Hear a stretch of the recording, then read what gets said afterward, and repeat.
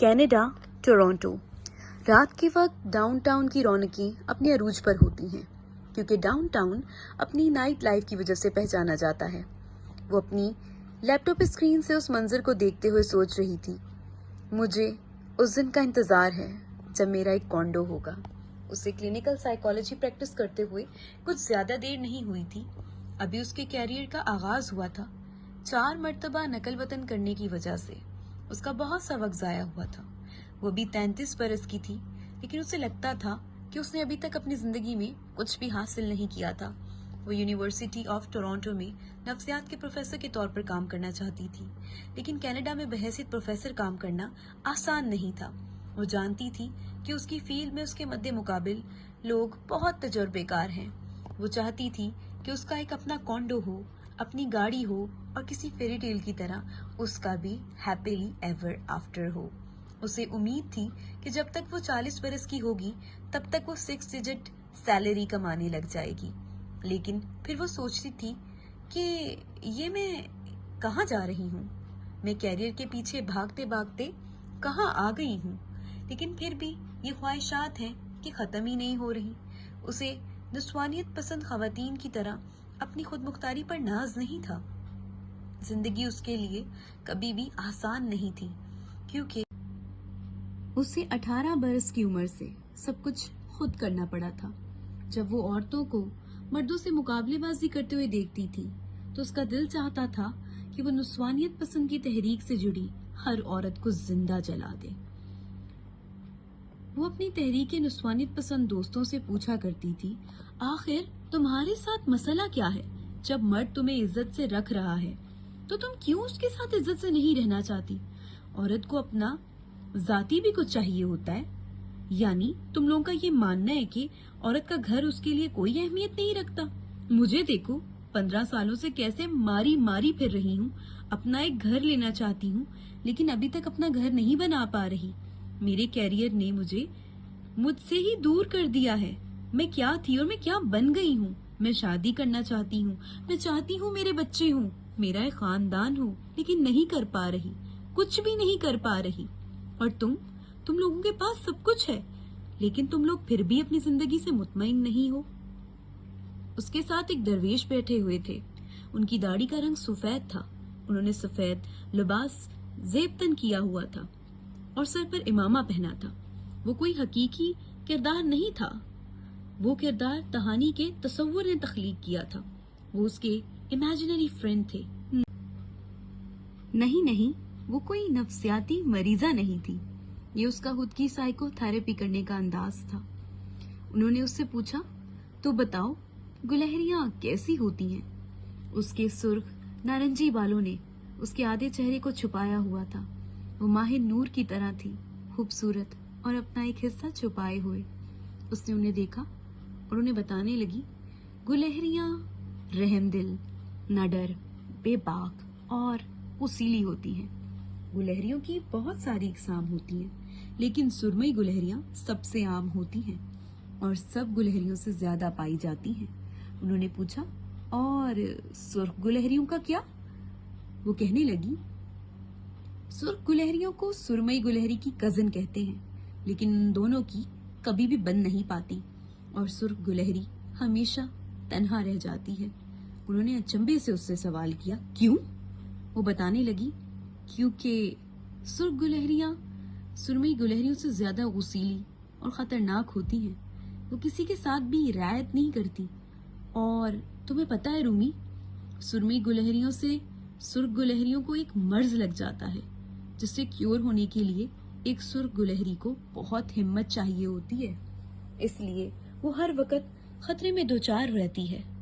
امریکی سرخ گلہریوں میں پاکس وائرس ہوتا ہے جو سرخ گلہریوں میں منتقل ہونے کی صورت میں جان لیوا ثابت ہوتا ہے، اور ان کے سامنے یہ بات کہنا تو نہیں چاہتی تھی، لیکن اس نے دھیرے سے دل میں کہا، سرمئی گلہری سب گلہریوں سے زیادہ اسمارٹ ہوتی ہے۔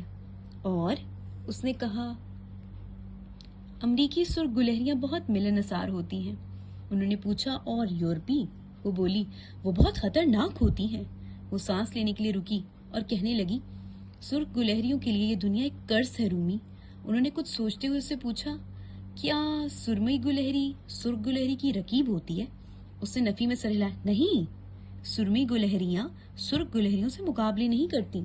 सुरमई गुलहरियां सुर्ख गुलहरियों से लड़ाई करना बुज़दिली समझती हैं। वैसे सुरमई गुलहरियां स्याह गुलहरियों से तो बेहतरी होती हैं। स्याह गुलहरियां तो सुर्ख गुलहरियों की एक नंबर दुश्मन है। अब उन्होंने पूछा, तो क्या सुर्ख गुलहरियां सुरमई गुलहरियों के साथ निभाह नहीं कर सकती? उसे अचानक ख्याल आया, कर सकती हैं, लेकिन उन्हें मौसमियाती तब्दीली, ज़राअत के लिए जंगलात की कटाई, सनतकारी और हाउसिंग स्कीम की वजह से अलहदा होना पड़ता है। सुरमई गुलहरियां कहीं भी रह सकती हैं, लेकिन सुर्ख गुलहरियां सिर्फ मखसूस जंगलात में रहती हैं। उन्हें ज्यादा ठंडी जगह पर रहना अच्छा लगता है। जिंजर लोग भी ठंडी जगहों पर रहना पसंद करते हैं, क्योंकि उनकी जिल्द पर बहुत जल्दी सन बर्न हो जाता है। इस दुनिया ने सुर्ख गुलहरियों की पसंदीदा जंगलात तबाह कर दिए हैं, खास तौर पर इंग्लिस्तान ने। सुर्ख गुलहरियों के मुस्कुन तबाह हो गए हैं रूमी, इसलिए सुर्ख गुलहरियों की आबादी कम हो गई है। आयरिस्तानियों का मानना है कि पोटैटो फैमिन का जिम्मेदार किसी हद तक बरतानवी पार्लियामेंट का सन 1800 का एक्ट ऑफ यूनियन भी है। तहानी, उसे यमामा की आवाज सुनाई दी। उसने रूमी से कहा, जाओ जाओ रूमी, और रूमी हवा में धुएं की तरह तहलील हो गए। यमामा उसे बता रही थी, पिज्जा आ गया है, जल्दी से आ जाओ। वो कहने लगी, हाँ हाँ आ रही हूँ, तुम शुरू करो। बख्तावर साइकाइट्रिक अस्पताल। फारकलीत एक मरीज को नर्स से लड़ते हुए देख रहा था। वो किसी एहसास से पलटा। उसके सामने हदील खड़ी थी। वो स्याह ड्रेस पहन पर सफेद सिल्क की शर्ट में मलबूस थी। चेहरे पर उसने नो मेकअप किया हुआ था। गले में उसने स्याह रंग का स्कार्फ पहना हुआ था और बालों का उसने ढीला सा जूड़ा बनाया था। उसकी ज्वेलरी बहुत क्लासी थी। वो बहुत क्लासी ड्रेसिंग किया करती थी। उसने हदील को देखते हुए पूछा, तुम यहाँ क्या कर रही हो? उजड़े हुए बागों का हिसाब करने आई हो? उससे कहने लगी, मैं शाहीन ग्रुप की तरफ से यहाँ आई हूँ, क्योंकि शाहीन ग्रुप पिछले 15 सालों से शाहीन केमिकल्स में होने वाले उस केमिकल एक्सप्लोजन के विक्टिम्स का ख्याल रख रहा है। फारकली तंजन हंसा। अच्छा, अगर शाहीन केमिकल्स अपने दिन रात पैसा बनाने की हिर्स से बाहर निकलकर काम करता, तो शायद वो केमिकल एक्सप्लोजन होता ही ना। हदील ने उससे कहा, what do you mean? Chemical explosion machinery हरारत की वजह से हुआ था, और इस तरह के एक्सप्लोजन केमिकल इंडस्ट्रीज में होते रहते हैं। जवाबन फारकली तो उससे कहने लगा, और ऐसे एक्सप्लोजन से बचने के लिए एहतियाती तदाबीरें भी होती हैं, जिन्हें शाहीन केमिकल्स ने नजरअंदाज कर दिया था। अब जाहिर है, जब मशीनों को बगैर उनकी सफाई या मेंटेनेंस के बिला नागा इस्तेमाल किया जाएगा, तो फिर केमिकल एक्सप्लोजन तो होगा ना। शाहीन केमिकल्स अपनी गलती तस्लीम कर सकता था, लेकिन उसे अपनी मार्केट वैल्यू की बहुत परवाह थी, इसलिए उसने ये किया कि अपने एम्प्लॉयज को खरीद लिया। हदील ने कहा, देखा जाए तो गलती उनके एम्प्लॉयज की है। फारकलीत ने चुपते हुए अंदाज में कहा, हाँ, अपने मालिक की तरफ से मिलने वाले हर ऑर्डर को कबूल करने की गलती। वो बेचारे तो उन्हें मिली हुई डेडलाइन की वजह से काम कर रहे थे। हदील ने उससे कहा, मेरा मशवरा मानो तो यहाँ डॉक्टर को दिखा दो। लगता है मुनीरा से तलाक के बाद तुम्हें कोई साइकोलॉजिकल डिसऑर्डर हो गया है। उसने इस बात में सर हिलाया और कहने लगा, yeah you are right, I am really suffering from some kind of disorder. वो आगे बढ़ा और चबा चबा कर बोला, मैं सच बोलता हूँ और सुनने वाला सीख पा होकर रह जाता है। हदील ने उससे पूछा, तुम तब कहाँ थे जब मिशारी जेल में था? वो कहने लगा, मैं वहीं था, लेकिन मिशारी मुझसे मदद नहीं लेना चाहता था, इसलिए मैं उसके लिए जो कर सकता था वो मैंने किया। मिशारी को सजा होने पर उसने अपने सीनियर वकला को उसकी मदद करने के लिए कायल किया था। अब उसने उससे पूछा, वैसे तुम तब कहाँ थी जब मिशारी को कारोबार में नुकसान हो रहा था? वो कहने लगी, मैं भी वहीं थी, और तुम्हें एक फैक्ट की बात बताऊं, अगर मैं उसे इस चीज का एहसास ना दिलाती कि वो अपनी जिंदगी में कुछ नहीं कर रहा, तो आज लॉलेस शेफ सिर्फ एक रेस्तोरां होता। फारकलीत ने घड़ी पर वक्त देखते हुए मसरूफियत से कहा, listen, I am very busy, so you can text me your lies, I don't have time to hear them. वक्त ने बहुत कुछ बदल दिया था, नहीं कुछ बदला था तो वो थी फारकलीत की जुबान में तरारी।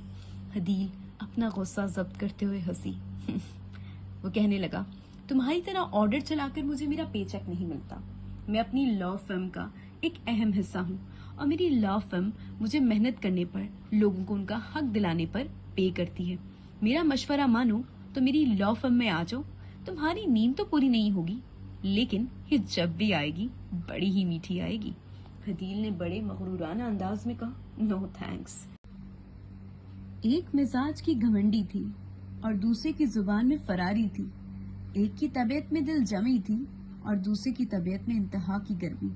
वो दोनों कानून की नुमाइंदगी करते थे, लेकिन एक स्याह दुनिया के कानून की और दूसरा मुरबा की बस्ती के हकूक की। वो दोनों अगर लीगल पार्टनर्स के तौर पर काम करते तो मुखालफिन की ईंट से ईंट बजा कर रख सकते थे।